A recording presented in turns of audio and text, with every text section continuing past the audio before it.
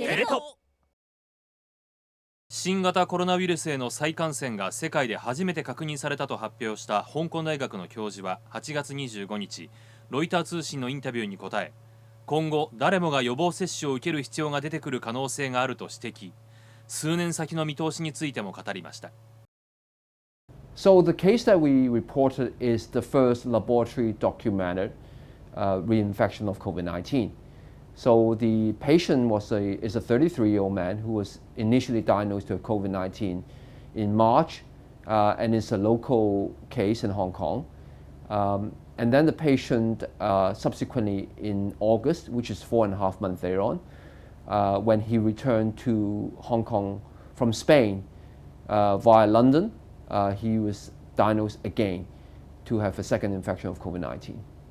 Because most of the cases are relatively mild, and that patient will have a relatively low antibody, even that they have acquired infection the first time. So the antibody will start dropping quite rapidly, and you will be prone to having a second or even a third infection.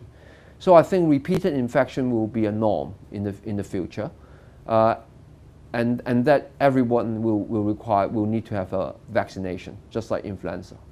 It will be difficult for COVID-19 to entirely disappear or go away.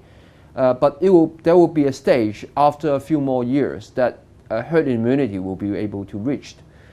Because if you have like 60-70% of the population either had recovered from a natural infection or that they have received the vaccine, then they will generate enough herd immunity to protect the population.